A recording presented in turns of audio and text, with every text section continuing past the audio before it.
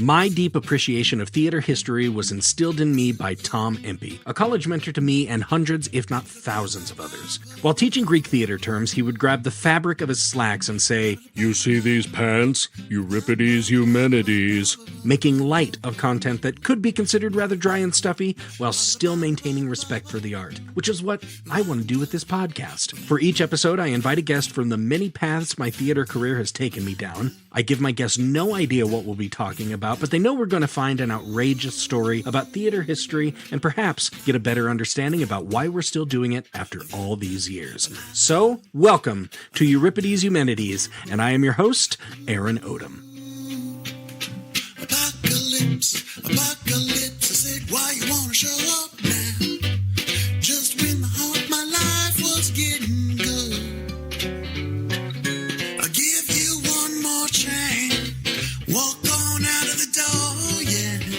Get your ass to getting where the getting is good.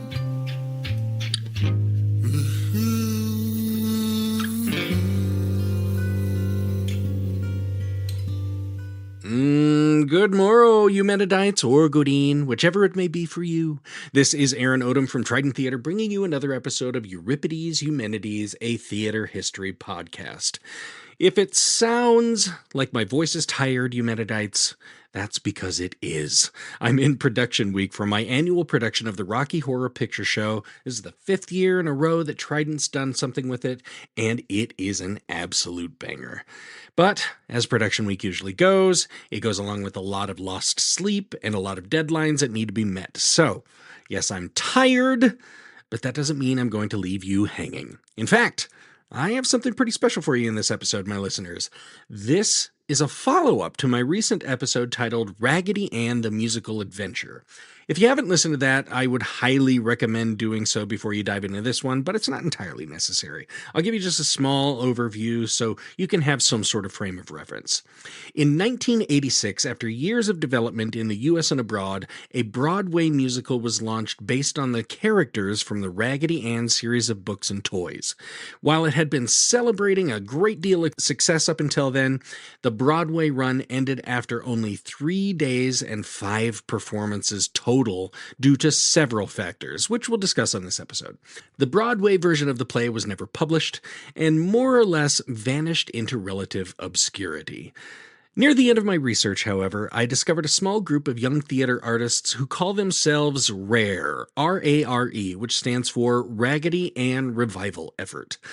After my original episode was released, I reached out to Rare to let them know that they had been featured on the podcast, which began a fascinating conversation about how they all discovered the Raggedy Ann musical and just how their efforts have gone so far.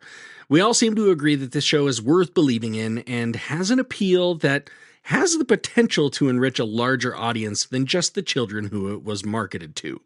Overall, we seem to agree that the Raggedy Ann musical was a really great idea that launched at precisely the wrong time.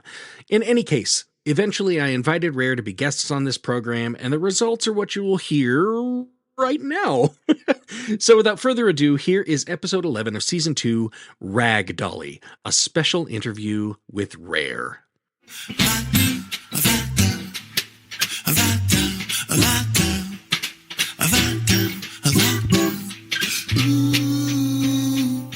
It's obviously something in theater research that occasionally somebody gets something wrong.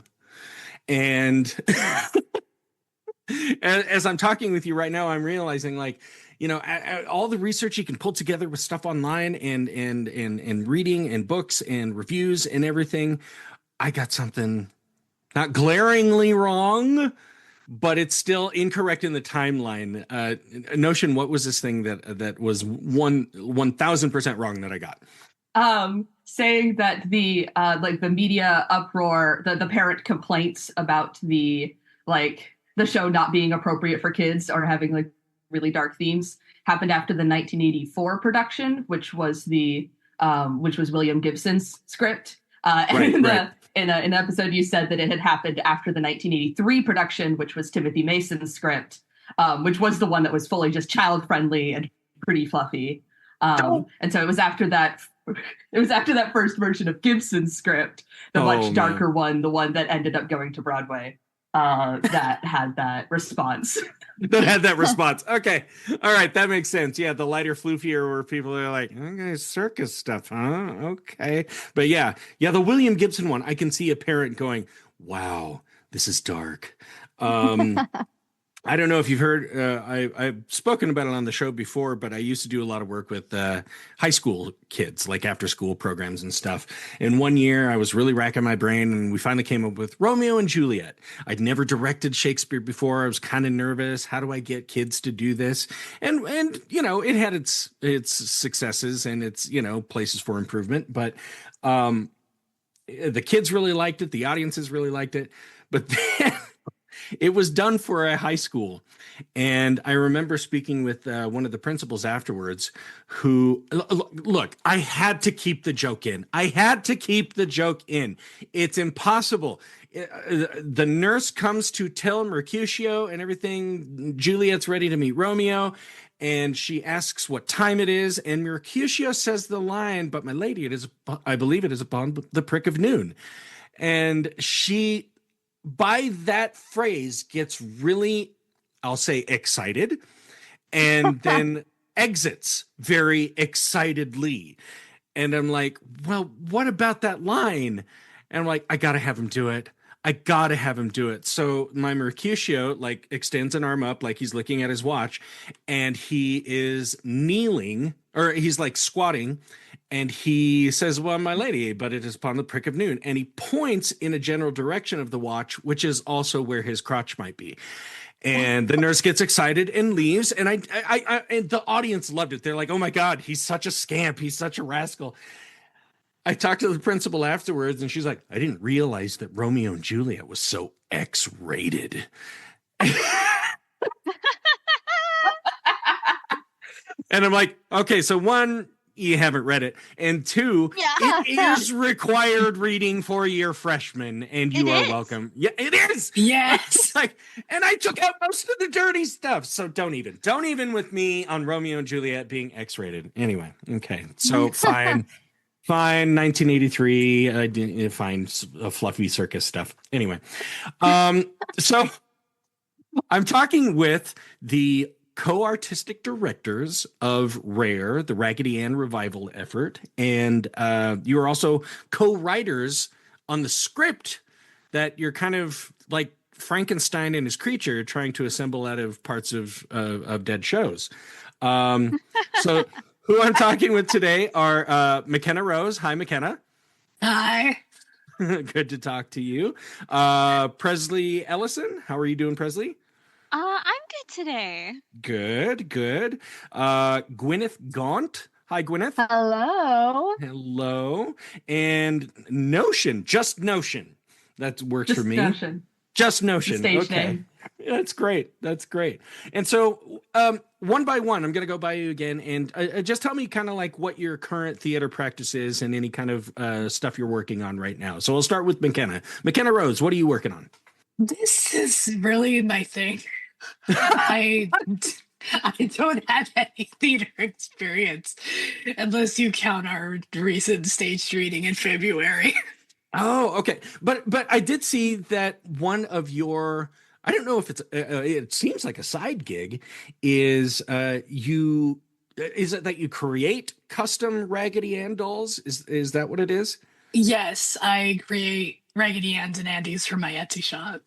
Oh man, that's cool. So like, what do you get? Do you get like suggestions from people, or this little kid's favorite colors are these, or they're fond of like zoo animals or something like that? Or how does that work? Sometimes I'm approached by the customer themselves and they'll give me like art of what they want it to look like. Oh, and wow. One of my requests is that the customer provide concept art so I'm not lost. That's cool. People's wants are hard to keep track of. Yeah, absolutely. So how's that business going then? Pretty good. Yeah. I sell a doll every few months. All right. Well, we'll put a link in the show notes, see if any of our listeners want to get one, but you're not going to have it haunted by Annabelle or anything, right? No. No. Okay, good. Just checking. Just checking. All I'm right. telling you, these Brand- are top notch. I have like 5 of them. Yes. They're beautiful. Oh my Yes, God. we have a few as well, and they are incredibly high quality, gorgeous dolls. Oh, cool. Cool. All right, Presley Ellison, what are you up to? What am I up to? Well, nothing much right now, but I do act locally here in Portland, Oregon. And I do puppetry with Notion, but it's sort of a side gig right now. I mean, for me, you know. Right. Well, that's cool. That's cool. And yeah, Portland's kind of a booming town for that stuff too, which is cool. Yeah, I knew a lot of people when I was up in Seattle who would go down there and like they'd have, that stupid Seattle Portland rivalry that exists in all things. They go down there and do improv with them and stuff. And, it was all friendly and everything. But, it's like for the guys of keeping up a rivalry. But whatever. Well, that's cool. That's cool. Gwyneth, what are you up to? Gwyneth Gaunt. Hi. So I am a musical theater major in Athens, Ohio, at Ohio University. So I'm always working on things. As of now, I'm working with Tantrum Theater in Athens, in Hair as Chrissy. And surprise, guys, cool. by the way, I booked it. And I'm also producing an original play in our Fringe Festival later in when's it going to be? Like May, something like that. Oh, wow. And I also love to direct. I found that out during our previous staged reading. And then my side gig is also puppetry. So how fun. Really? Mm-hmm. Oh my God. Okay. I also have an Etsy. I'm not taking orders right now because I'm probably the busiest I've ever been in my life, and they all know this. But I love it, and it's very fun. I have a lot of fun. I kind of just do what I like. Yeah. Well, that's great. That's great. And what is that Fringe Festival called again? So if people want to get tickets in May, they can go. Well, it's pretty new. So as of now, it's just called Athens Fringe Festival, which is a little bit confusing because there's also Athens, Georgia, but this is Athens, Ohio. Yep. It's run through Ohio University. So if you look up Ohio University Fringe Festival, it should come up. Okay, perfect. Great. Well, Yep. That's fantastic. Man, yeah. And I remember those days where it's just like, oh, okay, I'll try this gig. Oh, okay, I'll try this gig too. And you're like, I'm getting 4 hours of sleep maximum. I've got 8 tests and 3 auditions to book this week. Yes, I remember those days. Yeah. But good for you, Gwyneth. Good for you. Thank you. And then finally, Notion, what's your story? What you doing right now? Right now, I'm kind of recovering from a couple of shows right now, as far as just like I was not like I'm getting 4 hours of sleep. I was co-set designer on a production of Design for Living, so I'm kind of preparing because the strike is this weekend. Oh boy, for that. So preparing for that, and also just was recently part of the Stage Fright Festival, which is a Portland Fringe festival based around queer horror. And that's my just God, a super fun show. It was really good. Okay, so help me out. When you say queer horror, like, is it like a mishmash of both genre types, or how does that work? It's kind of it's an exploration of the way that horror and like otherness and monster stories have been like adopted by the queer community over time. Okay. So there's drag, and there's lots of clown shows, and then there's I saw a couple staged readings of straight plays, a couple of musicals. Like there was lots of puppetry, which is why I was there. I was in some puppet shows there. There's lots of like devised, really intense work.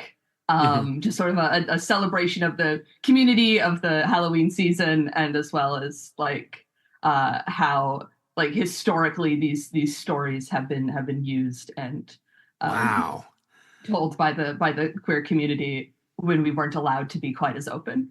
Right. So it's really fun. And that just ended last weekend. So now just kind of writing short puppetry works, things that I can perform at, I go to open mics to perform puppetry. Yeah. Oh my God. What a crazy way to do that. That's awesome though. What a great idea. It's Yeah. fun. Well, nobody sees it coming. Nobody sees it coming, and then they're like, "What's this person doing with a puppet up there?" And you can do anything at that point. I mean, if it bombs, it bombs. But if somebody bites onto it, then it's soaring. That's my experience with puppetry. Mm-hmm. Mhm. That's awesome. That's really cool. Well, thank you all again for being on this, because I'll be honest with you, when I wrote part one of this episode, I was getting to the end and I'm like, and it just ends. And there's nothing like, has anybody tried to revive this? And so I, quick Google, and you guys popped right up. Oh yeah. Like, and just started lighting up. And I'm like, okay, all right. And I go to your website and I'm like, whoa, they're staging readings.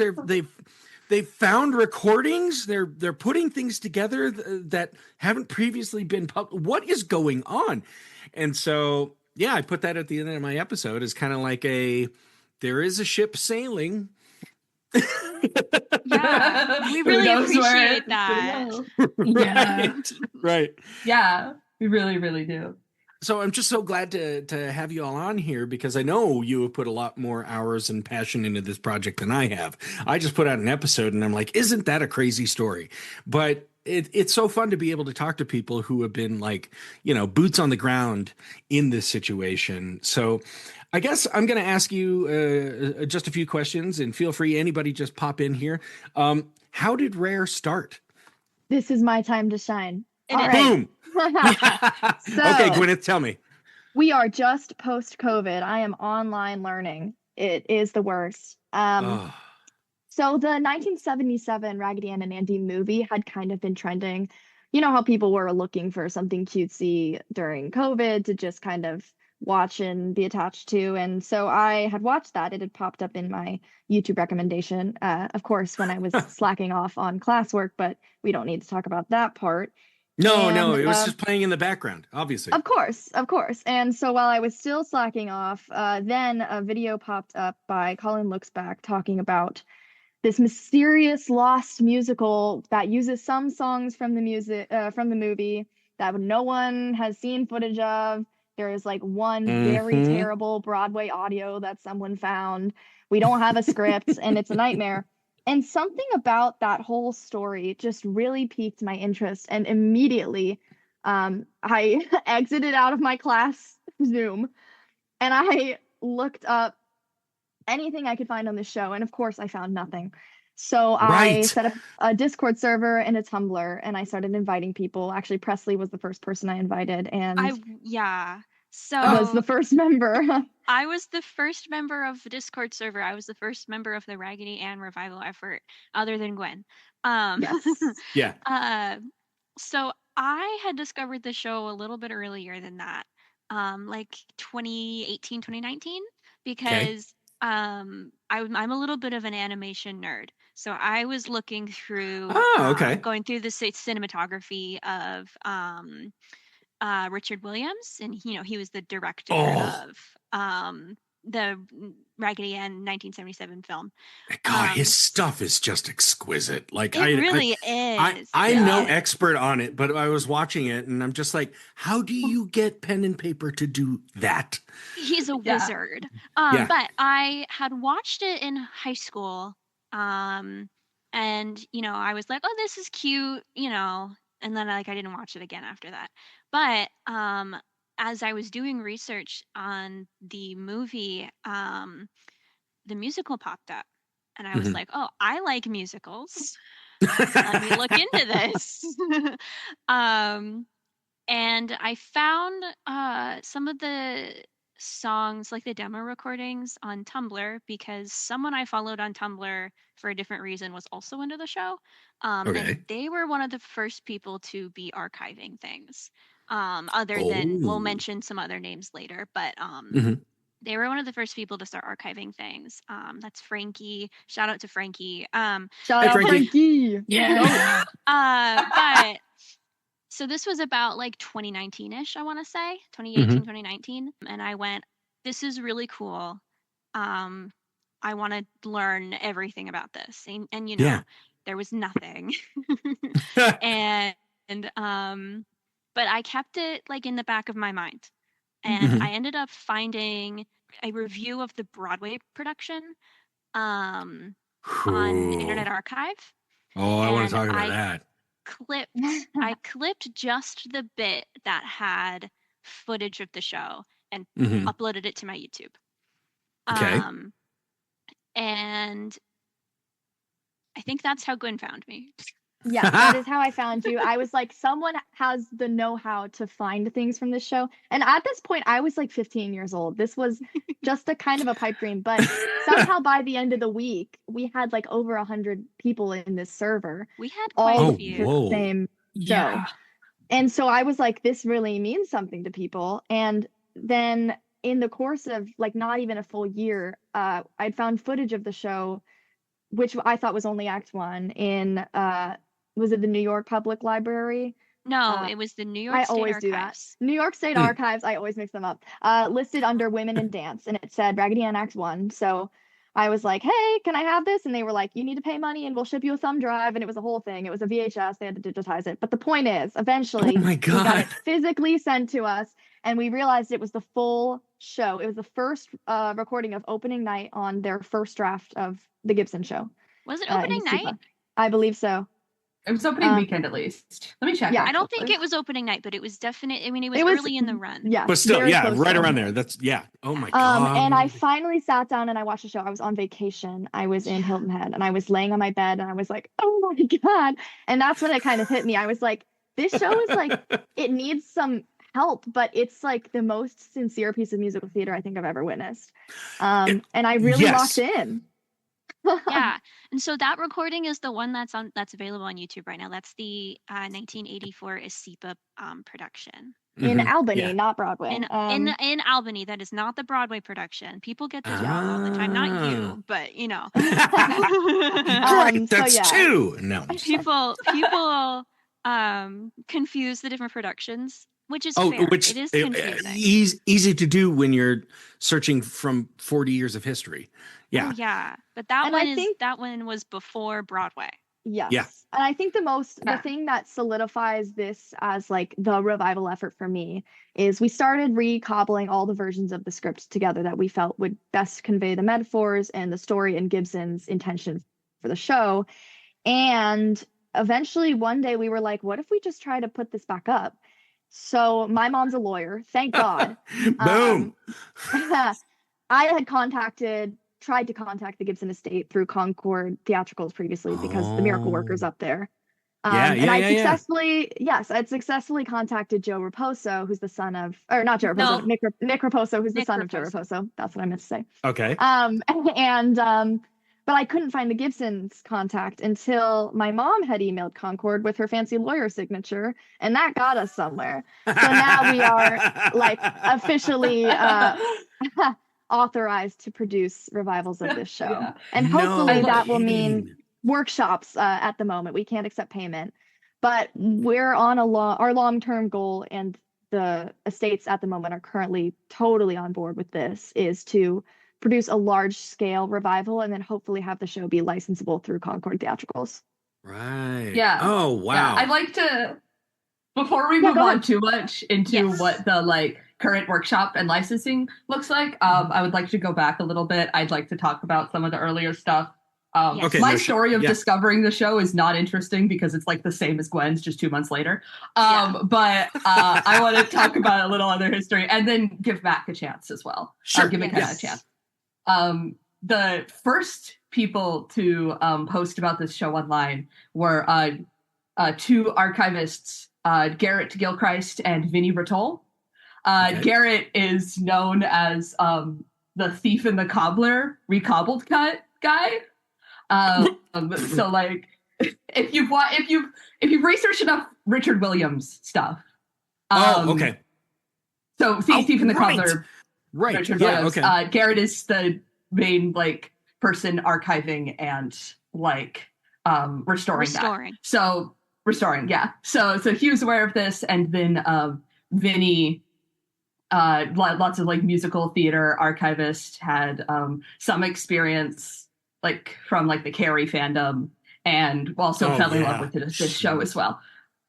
So like Vinny finding these recordings that had been kind of floating around in the Broadway bootleg community and posting them online, making them more available for other people to find, as well as being the first person to make that Wikipedia page about the show. Definitely like a big part of the history of how we didn't even know anything about this. Right. And that kind of leads me into Mac, if you wanted to share. How much time do we have? No. Just a little. Not much.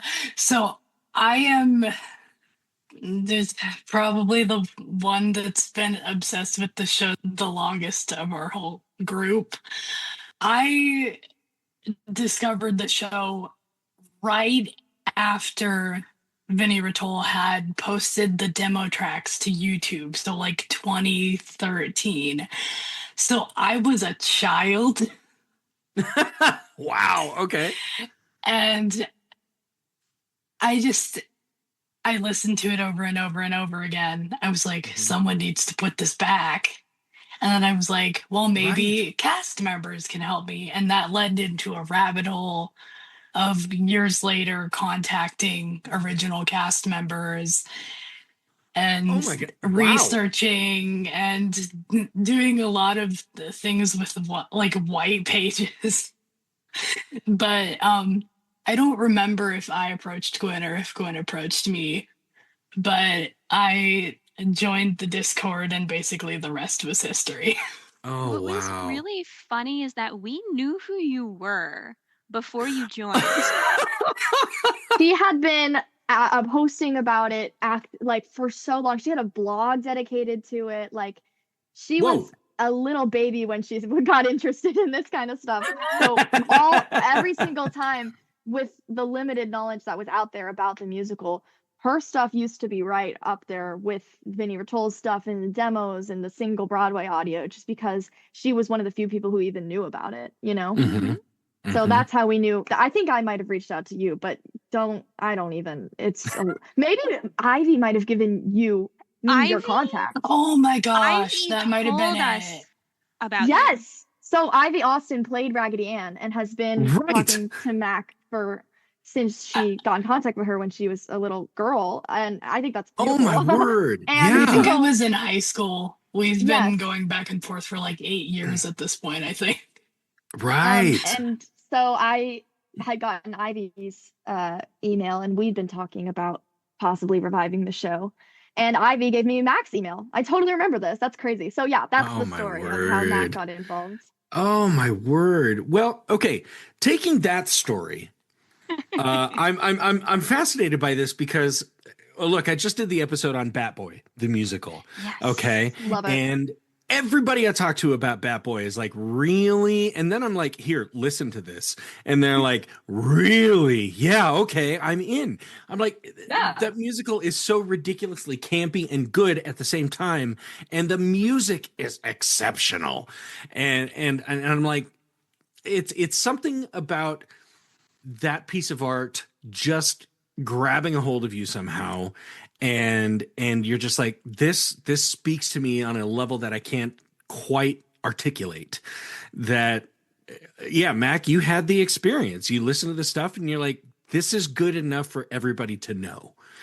So, I mean, I'll just tell my listeners, if you haven't listened to it yet, go back and listen to my episode on the history of the show and how it developed and everything. I'm going to jump right to Broadway.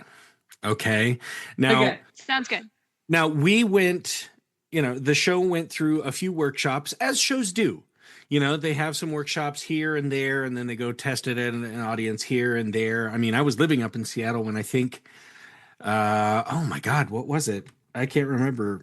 Oh, it might have been Shrek. I think Shrek had its out-of-town tryout in Seattle while I was there. And I was like, right. That'll never work. And well, here I am completely wrong. Here we are. But I mean, Raggedy Ann, or let me ask this: what do you all prefer to call it? Rag Dolly. If we're talking, about the Broadway production, it is called Raggedy Ann. But generally, with the revival, we call our revival version Rag Dolly. Rag Dolly. Of the which it was called. It was called that in 1985. It was called that during the Moscow production. And then it went back to Raggedy Ann because the first production was called Raggedy Ann. And then one of the reviewers was like, maybe people would be more accepting of the dark themes if it was a little separated from Raggedy Ann as a franchise. And then so they did that. But then when they were planning on Broadway, someone went, no, wait, we need that connection. We need that. We need the brand recognition. We need the brand recognition. Well, absolutely. We're taking it back to Raggedy Ann. I mean, I know Boop didn't have a great run on Broadway, but the stuff I saw was amazing, and now it's licensable for anybody. But Exactly. it would have been terrible if it was just called Betty. Because then you're like, what are you doing? Yeah, and it's also just for our sakes, calling it Rag Dolly makes it so much easier to research when more people discover the show. Before when you would look up before when you would look up Raggedy Ann musical, you would get the movie or you would just get like links to the dolls. So calling it Rag Dolly and trying to make that standard makes our lives easier as well. I mean, I'll be honest, when I tried, just now I'm sitting here looking at your website, but I'm like, oh, I can't remember the full URL. So I go and I type Rare Raggedy Ann and I get nothing but dolls. I go right to like Etsy, I go to eBay, and that's where I go. But yeah, anyway, so it goes to its out of town tryouts, out of town as a stretch, going to Moscow. Yes. Kills in Moscow, does amazing in Moscow, goes to Broadway, and is there for 3 days. Tragic. 3 days, Yeah. 5 performances total. So I'm going to just throw it out there. What do you think went wrong? Oh, Short we know answer, what went wrong. the girls were fighting. Longer. That never happens. Oh, Okay. God. Longer answer.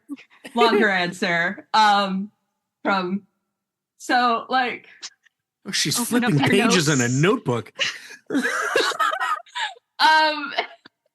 This is William Gibson's account of the pre-production. Okay. Essentially, from the beginning, the creatives involved, so William Gibson, Joe Raposo, and Patricia Birch all had differing ideas of what the show was going to be and who the audience was. Oh man. Yeah. And so, Gibson also makes a specific note that Birch's directing style was very outside in. She was choreographing the movements, where Gibson, who had pretty much entirely written for straight plays, was more used to the book show, the actor gets their character from the book and then the blocking assists that, but the actor is making choices based off of their character. Right. The just two kind of differing directing styles that weren't both valid, but didn't kind of line up with the way that the book had been written. Yeah, and I've talked about phenomena like that on this show before, where you have a playwright and they're like, no, that's not what I wrote, and then you're like, sorry, theatrical contract is you wrote the thing. It is our job to interpret it. So thanks for writing a good book. We'll take it from here. Yeah, so a lot of it was just Gibson did not write the show to be a Broadway show. He wrote the show to be done in small, intimate settings with minimal sets, fewer characters, no ensemble. And then a lot of changes were made to that in order to turn it into a show prepared for Broadway. And so it was just kind of this back and forth kind of tug of war of what kind of show this is. And people had different ideas, and the people who owned the Raggedy Ann licensing were we want this to be on Broadway. We want to make money off of it. Yeah. Yeah. And as far as I remember, Gibson had never written a book for a musical. Is that right? Or am I wrong on that? It's technically right. Yeah. Technically right. He had done some revising on he a book doctored for a his script. musical. Yeah. He doctored a script, and he has a play. It's called Butterfinger's Angel. It is not a musical, but it has Christmas carols in it that are like basically musical numbers, and it's really good. It is really good. I love this show. Okay. So no, he hadn't written a musical in this traditional sense. No. Okay, right. This That's kind of what I was saying. what he did. Yeah. Wow. So in the end, and just a lot of revisions that weren't being done and differing ideas, and by near the end of the production, Gibson just kind of wasn't involved at all. And changes were being made that were preparing it for Broadway, but at that point, the sense of what the show is about and the characters and the themes and all of that heart wasn't. They weren't talking to the playwright about all that. His ideas weren't coming through. Right. Okay. And I would say personally, to me, what I believe was the major part of its downfall was just the fact that so much had been cut to make the show suitable for Broadway, that there was jokes that the punchline was left in but not the setup. There was metaphors that were set up and never completed, or that were completed but never set up, just because they either didn't take the time or didn't have the time to go through everything and make sure all the stuff was solid, So it was just kind of butchered by the time it got to Broadway, chopped up and moved around and not full, And that was not an issue specifically with the Broadway production. That the root of that issue was happening from the beginning. Oh, okay. Yes. Even in the first draft of the scripts, of the first staged draft of the script, I should say, there are jokes that aren't complete because Gibson had written them in an earlier draft, and then a line that set the joke up was cut. Things like that. Right. And it's not just with jokes, it's with full character moments and okay. Like General D, for example, is supposed to be a rat, but that wasn't clear at all. And it's a big metaphor that mommy was stolen away by a rat, which implies a rat in a Rolls Royce, which implies that she died. And that's why she has the noose, because it's implied that she committed suicide. But if there's no rat, if General D is not a rat, that's not clear. And General D was a rat in the first stage production in costuming, but it wasn't a very clear rat at all. And eventually, by the end of the run on Broadway, he wasn't a rat at all. Right. That bit was actually cut by 85, by the very next production. Exactly. Okay. So things like that. Yeah. Oh, weird. But I mean, even then, I mean, that's all behind the scenes stuff. But you've got your presentation. The marketing was an issue. Oh, the marketing was an issue. Okay. Yes. It was marketed towards kids and families. Mm-hmm. And you think that's a mistake because why? Tell me why. Because it's not a show that is for small children. This show is not for your 5-year-old. It's for maybe your 9-year-old who's had a pet die. Yeah, I would say 9 years old and older. Great, perfect. But on Broadway, the show was marketed as fluffy fun for your kids. And no one's going to go to a Broadway show, pay Broadway prices for a fluffy show for kids. And even if they do, they're not going to expect what was shown. Exactly. Well, you think about it as it relates in history, and this is just my understanding of it from doing so much dang research about it. The 80s was a scary time to be on Broadway. I mean, you have pamphlets being passed around here's not where to go at night. And it wasn't until Disney gets there in the 90s and starts cleaning things up that people were like, I'm only going to go to Broadway if I'm going to go to a hotel or a restaurant and to a show, and it's it. Exactly. And then at the same time, it was the kind of the advent, or really more like the golden age of huge Broadway musicals. You get a few in the 70s that are kind of hinting at it. And then you have Cats in 1980, and then you have Phantom right after that. And then in 1987, which would be right after this, is Les Mis.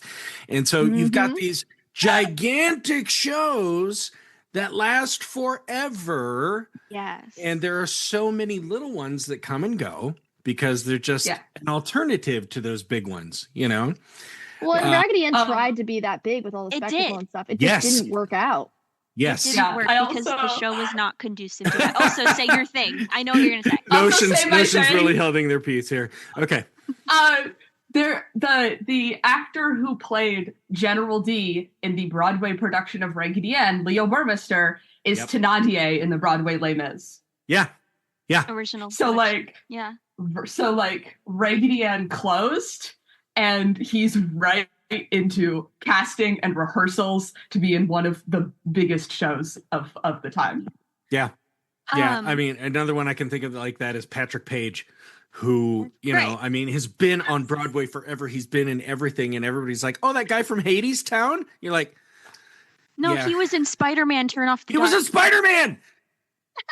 Freaking Goblin! Like legit. God. Anyway, Okay. but also like people, what I was saying before about people not wanting to pay Broadway prices for like a show for kids. If you're Right. going to Broadway in 1986 with your kids, you're going to see Cats. You're not going Right. to see Raggedy Ann. No. You No. you look at the advertisements, and you know, especially, you know, a lot of Broadway's tourism, if you're from out of town, you have your kids with you, you're looking through things and you're like, well, I want to pay for something. This is the only Broadway show I'm ever going to see in my life.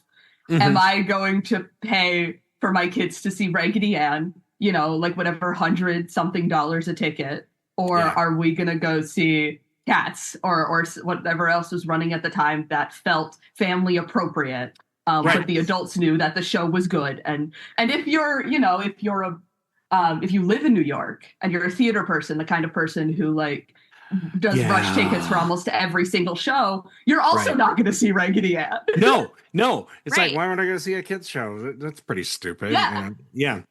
And that's why it did It so had, well in like- Russia. They didn't know anything about who Raggedy Ann was. They had no notion that they had no notion that she was like Dope. fluffy and soft, and like they had no cultural idea who Raggedy Ann was at all. So when they put up this show that was dark and scary, it was perfect because they didn't expect anything different. You yeah, know, in Moscow. Mhm. that's a very familiar thing to me when Steven Spielberg puts a ton of money into creating not completely a live action, but a live action Tintin movie. Yeah.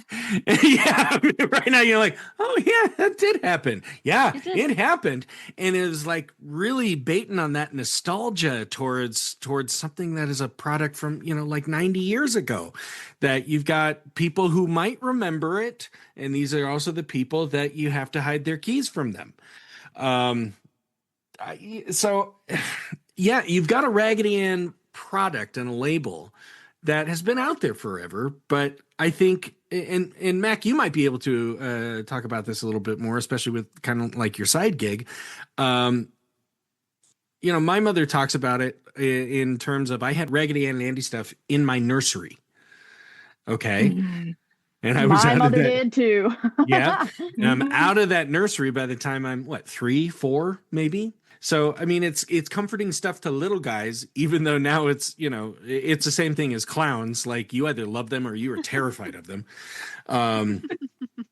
So I don't know, Mac, you think how old do you think you can stretch like the life of Raggedy Ann in a kid's life? My little cousin is 6 right now, Mm-hmm. and she seems to like mine, but she's also on the way of just sort of like doing the things that her brother is doing, like Mm-hmm. swimming and other things, and like movies, and she's kind of already just leaving behind the toys, I guess, Right, at right. 6. Or like those comfort toys, like, you know, everybody Yeah, had one. yeah. There was some stuffed animal, and it's different for everybody, that, you know, was your thing that you'd got tucked in with at night, and or you knew it was sitting on the dresser, always watching over you or something, so you felt safe and protected. But I remember, I think I was about 6 or 7 when I actually had to confess to somebody. Like, it was like, you know, I had to put a hand on a hand. and be like, this is some real truth now. When meeting like distant family and like cousins of my parents or something, and they're like, well, is Santa Claus going to bring you something? And I had to like get that real stern look on and let him know I don't believe in Santa Claus anymore. And then all of a sudden you're an think- adult and you're like, I wish I did believe in Santa Claus. I'm gonna go back and pull my Raggedy Anns out of storage. Yeah. Right. Yeah. Exactly. Yeah, So- I think There is a period of time in someone's life where Raggedy Ann is like not cool anymore. You know, like you're a little kid and you're like, yes, I love my dolls. And then you get older and you're like, that's dumb. But then at some point when you're an adult, you go, actually, I love this thing. It The is still nostalgia very hits. comforting to me. Yeah, that's Yes. when the nostalgia happens. That's where I think, I might be jumping ahead here, but that's where I think something like that would be a huge hit now, because nostalgia is everything. Exactly. We've got like Transformers, Barbie was a huge hit a couple of years ago. So right now, if you have people with expendable income who can afford to get to Broadway, who can afford to go see a show, it's a safe, I'm going to say it right now, it's a relatively safe place. You'll be okay. First night I was there, took all my family to a pizza joint. It was 12:30 at night. We just went to some, storefront pizza joint, and I was just talking about it last night. Probably the best pizza I've ever had. Nice. So just go.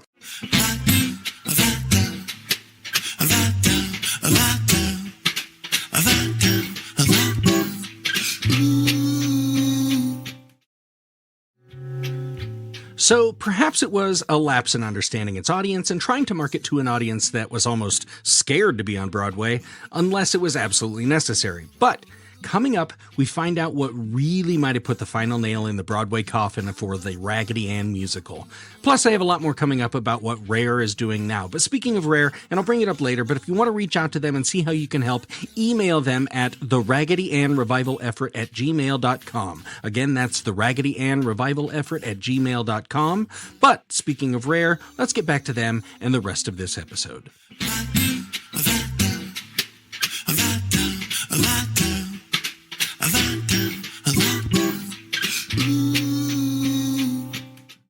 All right. So in my follow-up research, I did see a little kind of introspective on it from 2020 where somebody reviewed a couple of the reviews from the show, from the original Broadway opening. And it's my understanding Patricia Snyder, who remind me again of Patricia Snyder's position. She was the producer, producing director. Producing director. Okay. So she said she thought it had some legs, obviously, like there was something. But she said the whole thing was relying on that first review. And you're waiting for the New York Times review. And this is Frank Rich. Now, I'm going to say right now, there are two people on the New York Times who, anytime they write something, I'm like, I'm going to read this because it's going to be a banger. They either love it or they figure out the best ways to just hang it out to dry. Here's Frank Rich's, a couple things from Frank Rich. Quote, Raggedy Ann had strong similarities to The Wizard of Oz and Peter Pan, but it was difficult to follow and never managed, as those musicals did, to come up with a coherent plot. Now, that kind of goes along with what you were saying, is you've got all these directors kind of butting heads and going, well, I'm the playwright, and well, I'm the director. Hey, we got to make this for a Broadway audience. Hey, we think this is a Broadway play. Right? Do you more or less agree with that? Yeah. Yeah. Too many cooks in the kitchen. Absolutely. Okay. So here's a longer one, and you tell me what you think of this. Quote, what makes the script unpalatable? I mean, what makes a script unpalatable is not so much the old formula Mr. Gibson trots out, but his pretentious exploitation of it. Raggedy Ann is loaded with psychoanalytic subtext. Sex, death, and even a holocaustal mass grave are always peeking through Marcella's nightmares. It's true. Okay. But the author apparently considers it beneath him to wrap his highfalutin message in a coherent, let alone exciting story. Instead, we get some confusing incidents about a search for, quote, a doll doctor, interspersed with clinical fantasy sequences that spell out Marcella's adolescent woes without ever reimagining them in the transporting terms of myth.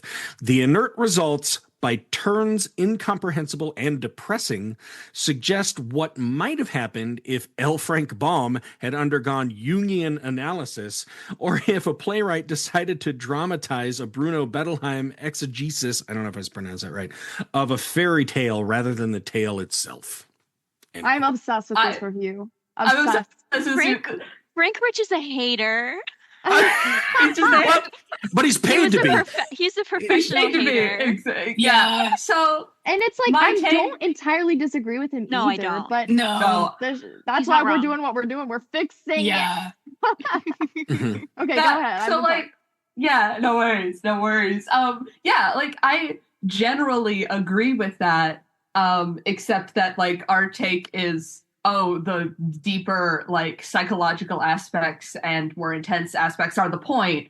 But like I would agree that the more fantastical elements of the show weren't married very well with the darker aspects that he was trying to talk about. And so if those aren't clicking, if those aren't coming together, then it does feel like the show is of two worlds. Yes. And that the attempt to talk about those themes through the fantastical element didn't really come through as much as they wanted it to. So in so many words, it's like, yeah, I agree, but also, man, that is so, yeah. Oh, it's, yeah. And like I said, these guys get paid to do this stuff. They get paid to absolutely trash This is their job. He wasn't known as the Butcher of Broadway for nothing. Yeah, right? Yeah. Yeah, you're right. Yeah. And the other one I love to read is Ben Brantley. God, I love Ben Brantley stuff. It's so like, you're like, I don't know how you have a tongue left with so much acid coming off of it. But I mean, I don't know that he's entirely wrong. I mean, the stuff that I saw, I was like, this is fun and whimsical, but it's metaphor that seems buried in stuff that is going to go over the heads of the audience it's intended for. Am I right? Yeah. Entirely. I mean, when I was explaining it to my guest, Larissa, on part one, for example, let's take the example of Raggedy Andy just taking the sheets of the bed and turning them into wings and flying away from danger. Right? Now on Broadway, you're like, okay, that's magic. That's I mean, I had an episode on amusement park musicals where somebody went to see Aladdin at Disneyland, and it's like the most amazing thing watching Aladdin and Jasmine fly around on a carpet because you can't really tell how it's done. Yeah. And it's beautiful and amazing and fun, and it's a stupid kids musical in an amusement park while you dry off from, the log ride, right? So I mean, I can see that moment, but I mean, that's one where, what is it? They fly to heaven right after that, right? Yeah. Yes. And then some really dark shit happens. Like, I mean, so like I was saying, like the metaphor is meant, like adults go, oh, I see what's going on. And then the kids are like, they're flying. Wee. Yeah. The gap is, it's almost untenable. It's hard to bridge the gap. Yeah, it really took me a long time to actually comprehend what Gibson was going for and like comprehend the plot of the story. Like there was a period even for like a solid year when I was working on the show where I could not go through without being like, wait, let me go back. And I think everything, the bones are so solid, but getting from place to place and from metaphor to metaphor and from happy light dream moment to dark scary moment, it wasn't executed well ever. And that's what I think we're focusing on the most, I'd say. Yeah. They have more thoughts than me. I'll say I think we've landed on like a good place to like drive it because we're focusing on Marcella as the main character and how Ah, driving the story. yeah. Okay. looking that makes sense to me. Yeah. Yeah, And- like if you Yeah. take everything that happens and go, well, this is Marcella's dream. What part of her life is being reflected in this dream right now? And viewing it through that lens and going, does this make sense with what we have? Yeah. Can the audience relate to Marcella and see this through Marcella's eyes and start to build an idea of what her life looks like and what is going on in her head through what is reflected through in her dream? Right. Yeah, right. Well, no, that's fine. Okay, so this brings me into another quote I found, and this is from Patricia Snyder. You're probably aware of it, Yes. but this is great. When interviewed by the same columnist who was just trying to piece through this review, this is what Patricia Snyder had to say. Quote, "Children are much brighter than adults give them credit for. Variety reviewed the show in the beginning and loved the show. I never thought we were talking about adult themes. Children lose pets, children lose loved ones. Why should we not provide them comfort and relatability?" End quote. Now, I can identify with this because when I was 5 years old, I had a good friend of mine get stuck in a river under the ice and drown. Oh, So yeah. from a very young age, I kind of understood, oh, that's what death is. Right. But Yeah, yeah. not everybody confronts that. I mean, my boys had a hamster when they were like 5 and 3, and it lasted 3 days because it got a compacted bowel and couldn't poop. So, Right.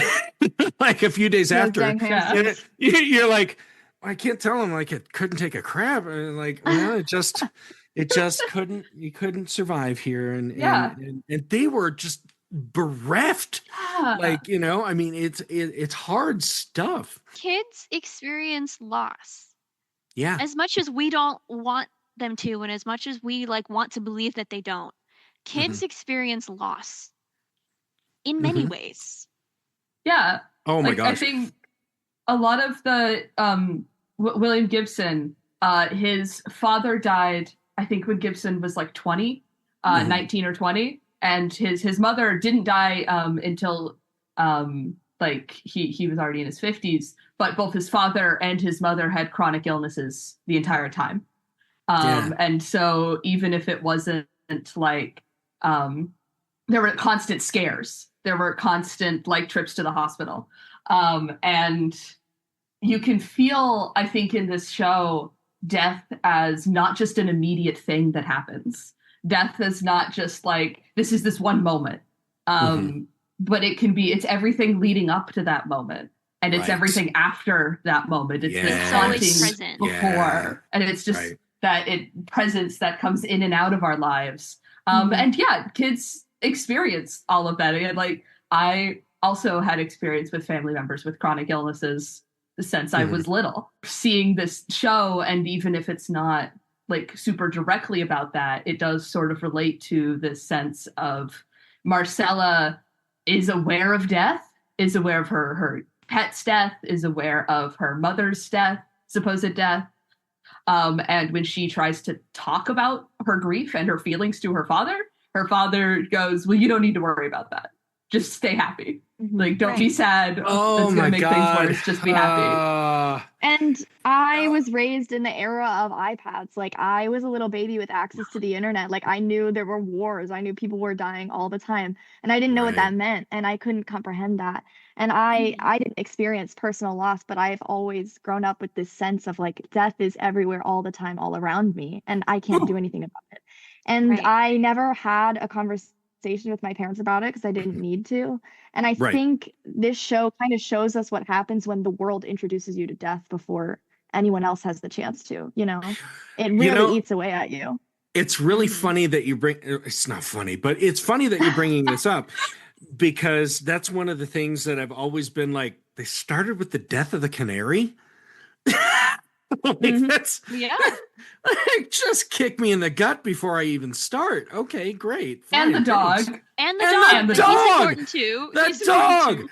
Oh my God. Yeah. And later on, when it's it's a metaphor, they were in love, and you're I had a hard time grasping it. And then I'm like, of course, start with the pet dying. That's an easy way to explain death. Like some It things is. live, some things die. I'm having to deal with that kind of right now. My oldest boy is a senior in high school. He's getting ready to leave, and we've got a family dog who's she's older. She's like, almost like 11 or 12, and she's probably not going to last a few more years. And it's like that's just the expiration date of that dog, man. That's how we go. And he's going to be in college when that dog goes, and it's going to just eat him up. I'm sure of it. Yeah. Eat him up. But at the same time, Eat him up. Sorry, Eat that's him not up. funny. That's sorry. oh my god. I don't even know what I'm saying anymore. Yeah, I mean, the idea of like, you can't really escape it. You can't really run from it. It's best to like be able to confront it and deal with it. Like, this is such a weird thing. And I've just, I'm not laying down on the couch and asking you to tell me what this means, but, I have been asked for some reason to give eulogies 3 separate times in my life. Oh wow. And like, this totally goes against something that I was like, when I was younger, I'm like, it would be the greatest honor of my life to be a best man in a wedding. Nope. Guess what I get to do? I get to talk about you after you're dead. That's what people like me to do. So, but each time I've taken the opportunity, instead of like, let's talk about their legacy and the people they left behind, I'm like, how about we talk about how great it was to have that person in our life for as long as we did? Exactly. How wonderful is that? We got that opportunity. We don't now, but we got it. Wasn't that great? Right. So yeah, and you can handle that with kids in a way that, like, especially when a parent is just like, piss on this, I don't want to be part of this family anymore. Thanks, Mom. Rat in a Rolls Royce. Yeah. You have to be able to talk to the kids in a way that doesn't avoid it. Yeah. Exactly. Ragdolly as a show does not talk down to kids. No. It understands that kids experience these things and they need to understand it. Yeah. They need someone to talk to about it. Well, and that brings up another thing about parenting that's kind of interesting to me. Is that when you're raising a kid, there are just those moments when they're not having it anymore. Like, something is wrong, something is out of place. They've had all they can take, and all they can do is just break down. It's a scream, it's a cry, it's a fit, it's something. And usually parents are just like, what is wrong with you? When you have to take that as an opportunity of, they are feeling something really big. It is the biggest thing they can possibly feel right now. And your job is to help them understand it. I mean, I remember that once my biological father took me and a best friend out fishing all day. And I was really, really tired when we got back, and he put dinner in front of me, and I just started bawling. Like, I was like 11 years old, and I'm like, I can't take this anymore. And really, I just needed to go to bed. Exactly. Yeah. Well, it's like a big complaint around the Kennedy Center and Broadway productions, and even a little earlier too, was that they called Marcella whiny, and that they said that she was just complaining all the time. And it's like, a combination of, what had been done to the script and the way that the show had been put on, but like, and the directing and the directing and all of this, and then once you kind of understand where Marcella's coming from, and the way that that's shown, it's like, she doesn't sound whiny, she sounds depressed and unheard, and like she's struggling with all these things that she has been constantly not listened to about. And I think what's really cool about this show is that it's Raggedy Ann who has to change. Yes. Like, it's Raggedy Ann who has to learn that happiness and like a big cheery smile is not always the answer to true healing. No. And like that, like, Marcella as the main character definitely grows bolder, grows more like in tune with her feelings, but it's Raggedy Ann, it's the adults in her life who have to realize this child is struggling, and to me saying, well, just be happy about it, isn't helping. let's go through this difficult time here's, together. Here's candy. Here's toys. Here's a Disney movie. Just Literally. shut up. Don't expose me to your feelings. Yeah. Literally. Yeah. That's a fascinating message all across the board. You know, Right. I mean, for people who experience loss, you can't just laugh it away. You know, those feelings are real and they're tangible and they are part of the human experience. And, you know, I just did a production of Misery this last year, Oh, yeah. stage adaptation of the movie. And, you know, when I first pitched it, there were people who were like equally excited about the concept of doing something scary on stage, but also like, I don't know if our audiences are going to like it. And it was a gamble we took. They're like, let's give it a try. I didn't sell out every house. I didn't sell out any houses, but that's fine because the people who came were viscerally into it. And they were like, I love feeling this terrified because I don't ever get to. And it was a fun, cool way to experience that. And then, you know what? I get to go home. I didn't have to have my legs broken or kill anyone. It's a safe way to experience emotions and Right. feelings. Right. It's a safe way to do that. And we can't, I'm of the opinion we can't run away from those things. Absolutely. Like, they're everywhere. Gwen, you were saying from a young age, you're a little kid, you're looking at your iPad and going like, well, I guess there's another war in this country. That's just how life works. Yep. I mean, Yep. Or even like on the news, like I still do when I'm not at college, live in downtown Cincinnati. Like I'd just be in the news and it'd be like, someone got stabbed in Cincinnati, and they'd be like, sucks. oh my God.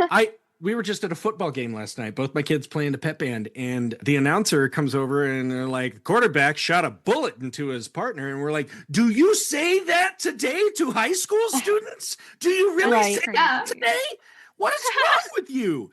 So, yeah. Anyway. Yeah. Well, and also, I think that's a part of this show. So when Gibson first wrote the script, he very deliberately set it in the middle of the Great Depression. Yes. Like this is in his account of the production. He says, I set this 50 years ago, which in the 80s would be the 30s.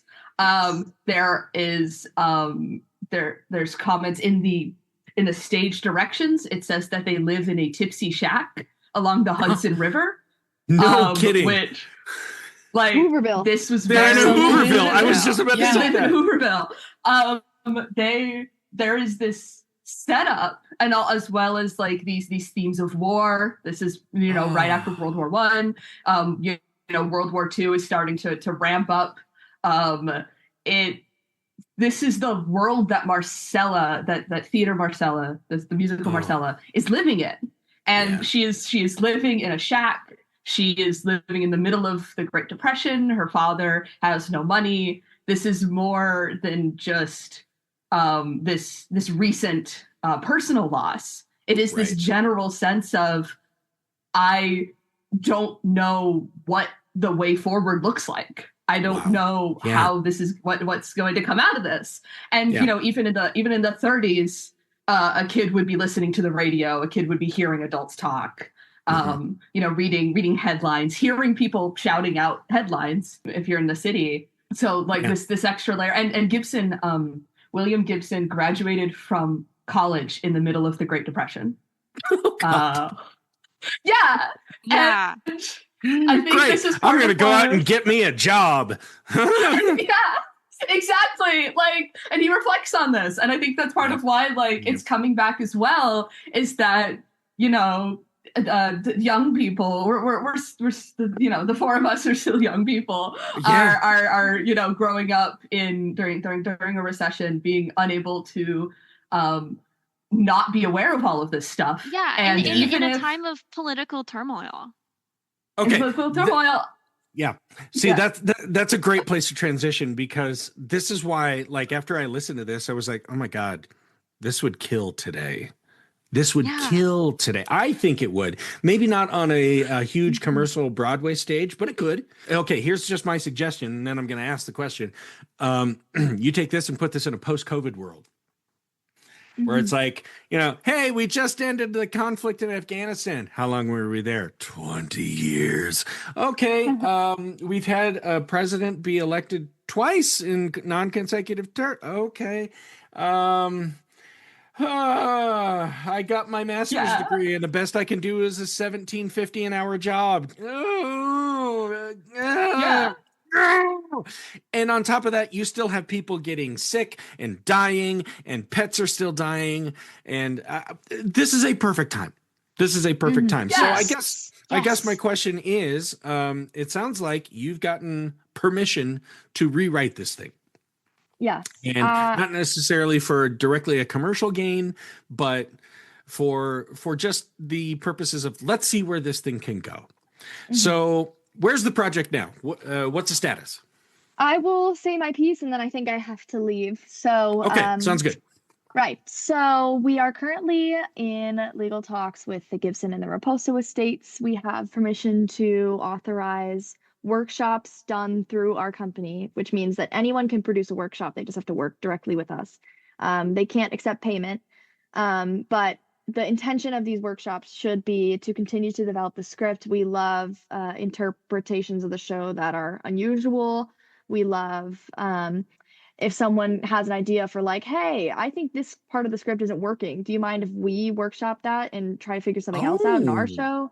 We love different costuming. We love different settings. We love different stagings, all that kind of stuff, just figuring out all the ways that this show can work, which then helps us in turn know what is best for the script and what will make the most solid, most comprehensive, most thematically sound version of the show. I think we're in a good spot, but we're definitely nowhere near done. So right now the project is at more and more and more workshops until we feel that we're at a very, very solid place that we can start reaching out to regional theaters to then put on a larger scale production, which we An equity production. An equity production is what Concord requires for license. So an equity production anywhere. And that is enough for Concord to say, all right, we're licensing the show. And since they already have a show up, it shouldn't be as hard as some other new musicals have it. Right. Okay. And that's my piece. And I gotta go. But thank you so much. Gwen, thank you so much. Amazing. Alrighty, bye y'all. So the kind of the end of that is our goal is to make it licensable for anyone to perform. Our goal is not to do a Broadway or an off-Broadway production. Okay. Because we feel like, this is a show. It's all of these, the way for this show to reach the people that it would mean the most to is through community theater and school productions. Like, it's just not going to reach the audience. It's not going to, if you pay Broadway tickets for a show, you're going to have a different idea in your head of what you're expecting. And I think that there are lots of shows that didn't do well on Broadway that have done very well in regional theaters. I think of Your Good Man, Charlie Brown. I think about Fun Home. Seussical. Seussical. Some shows just and also it's this sense of connecting and community and storytelling where, if you're seeing this on stage, it's like, oh, this is big Broadway musical is a very different feeling than, someone maybe who someone in your community, someone in your school coming on stage, they're the ensemble and they're saying, we're telling you this story. It means something to us. We're bringing you into this and we're all part of this story together. Yeah. You approach the show with a very different idea based off of what stage it's in and what scale and what budget it's at. And also for people to have a chance to be in the show. Like our workshop production that we did, our college stage reading, like the people involved, the actors involved, it meant a lot to them. And they got to, discover what this show meant to them. Yes, most of them were not familiar with the show beforehand either. They came in completely blind. Most of them, not all of them, but most of them came in completely blind. They worked on this stage reading for 2 weeks. They performed it one weekend, and they came out of that experience like new people. They had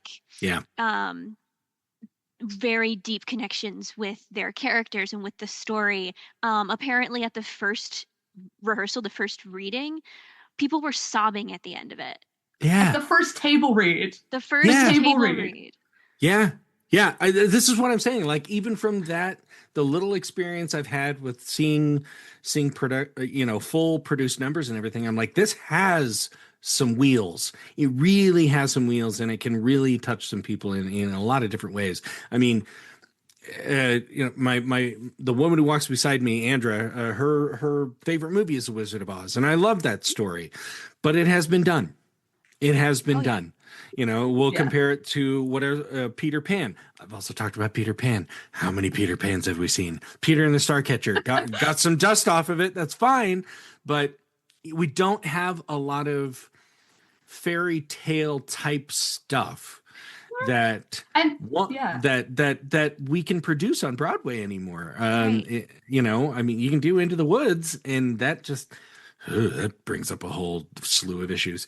Don't get me wrong, I love me some Sondheim, but after Act 1, you're like, okay, buckle in, kids. This gets real. Yeah. Well, same with Raggedy Ann. Well, same with Raggedy Ann. Same with Rag Dolly.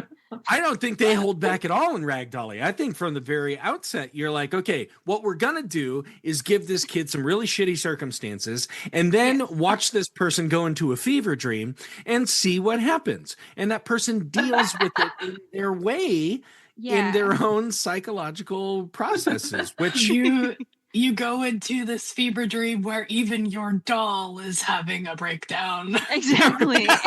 Even Raggedy Ann is breaking down and doesn't know what to do. Which, okay, I'm just going to bring it up. The camel with the wrinkled knees just singing this song about nobody loves me. Like, how many people feel that way? Yes, it's got a lot of themes out there. Well, okay, we already know that this story can resonate with an audience, hence the Russia productions. So tell me about that a little bit. Yes. So after, when they were preparing for the Moscow cultural exchange, they actually had, so the version of the script that they performed was a mix of English and Russian.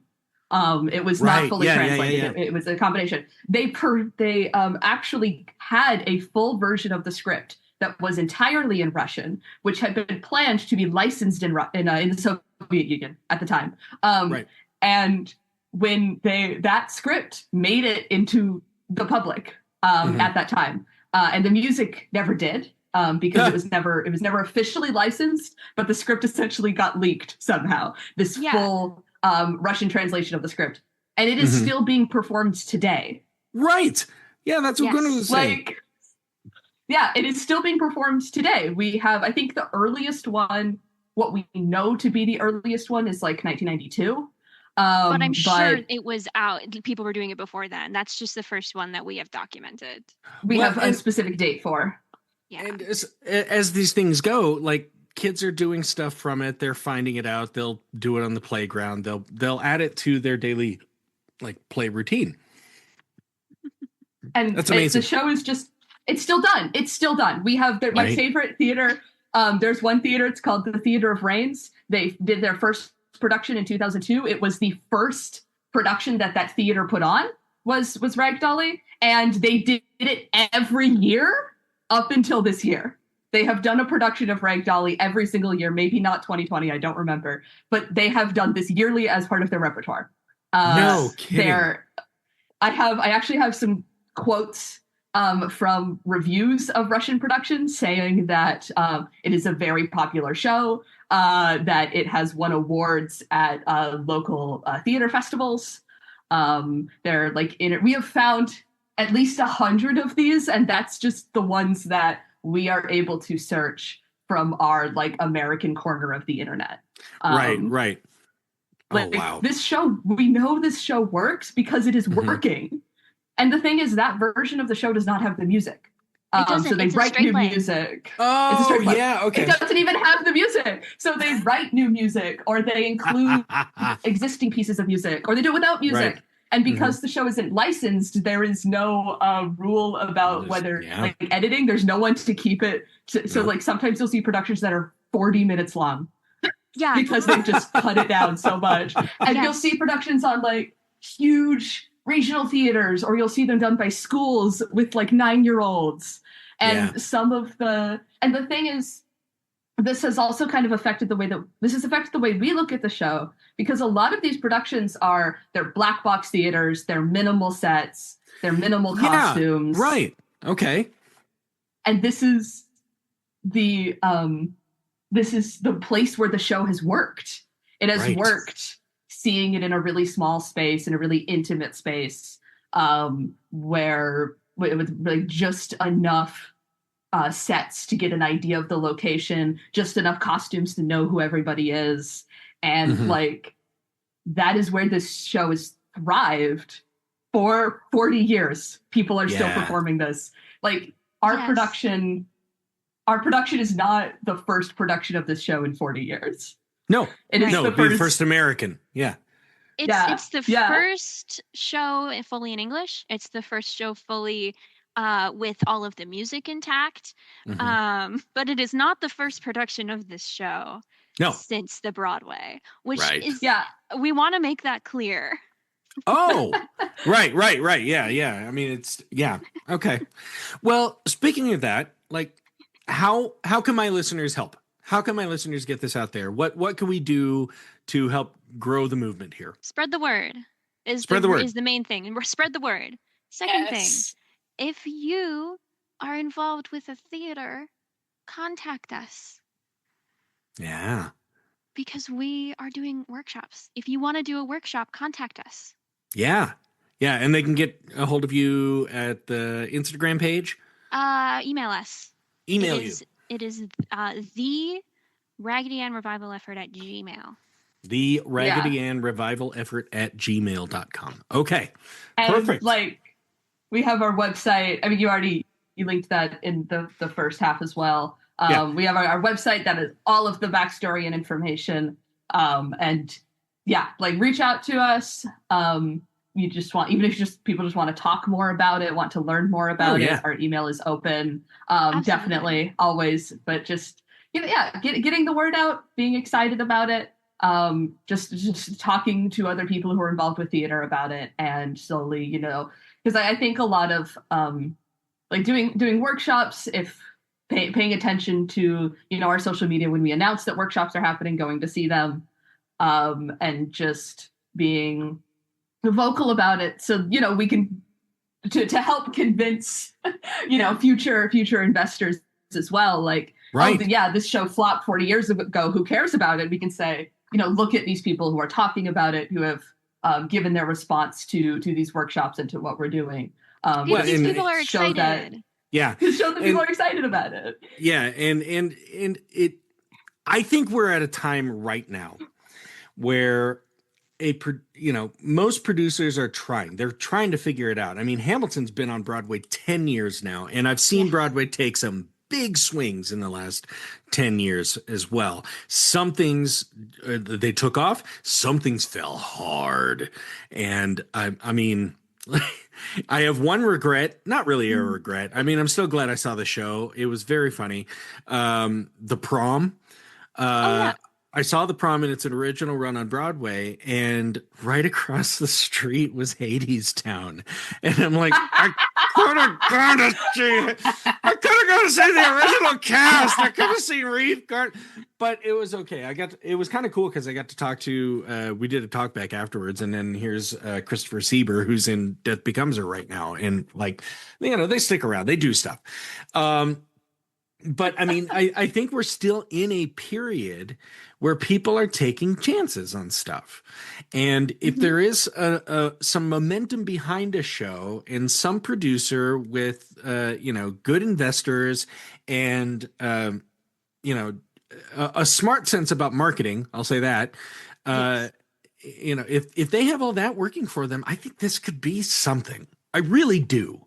I really think it could be another fairy tale thing, like a Peter Pan or a Wizard of Oz, or even a Pippin, or I mentioned it on my last episode, the Who's Tommy, which is just weird and out there stuff, but people consume it. So I don't know. People love fairy tales. People always we love fairy tales. We love fantasy. You have so much more freedom to digest these themes and think that, like, Rag Dolly has so many different things that I think, like, there's so many different ways that you can approach the themes and the content, ways that you can approach the characters. I feel like every month we have a new angle on the show, on some aspect of the show, that we're like, oh, did you think Gibson thought about this?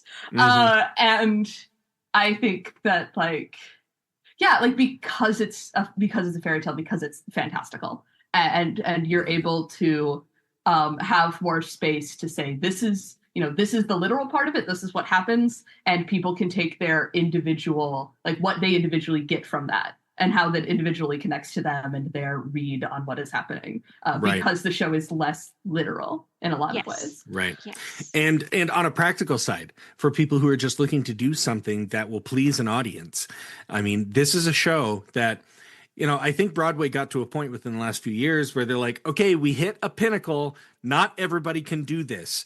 I'm looking at you, Frozen. Like, it can't be done. It just can't be done. There just is a time where we're like, no, not everybody can do the stuff that you see on Broadway. That's what I've been saying about Shrek this whole time. I love that show, but when I first saw it, I'm like, oh my God, in like 8 years, we're going to get 5,000 awful versions of Shrek at high schools and colleges all over the place. And I was right. I saw one with a crocheted Shrek hat with the little pointy ears. Some mom that's so worked. cute. Some mom But I worked love 50 that. hours on that, and I'm like,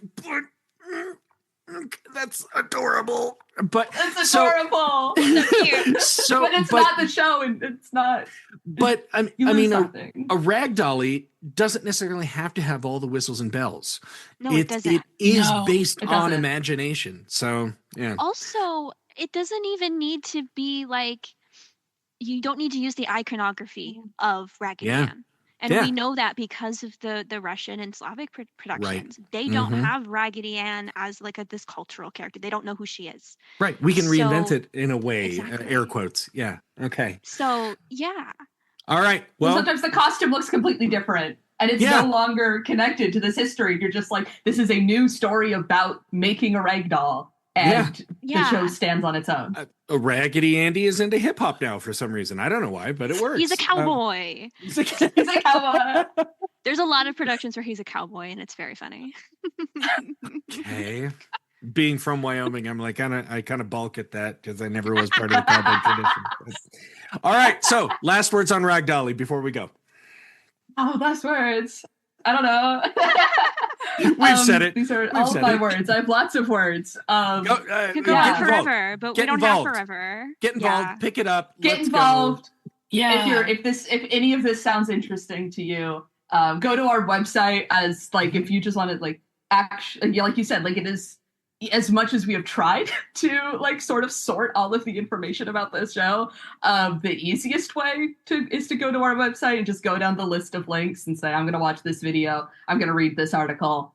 If everything seems like really confusing, we've tried Yeah. to make Yeah. things a little bit Contact easier to us. follow. Yeah. And contact us. All If you right. have Shoot questions, us an contact email. us. Yeah. Yeah, shoot us an email. If you have questions, contact us. If you want to do the show, contact us. Right. And if nothing else, go buy some of Mac's dolls. Yeah. Yeah. Also, we have merch as well. It's not available right now, but we have merch as well. Oh my Yes. gosh. Okay. We'll be looking forward to that. Yes. All right. So, Notion, Presley Ellison, McKenna Rose, thank you so much for your time today. It was so awesome to talk about that. And hopefully we can get some Thank more you. traction under Rag Dolly. Yes. Yeah. All right. Thank you.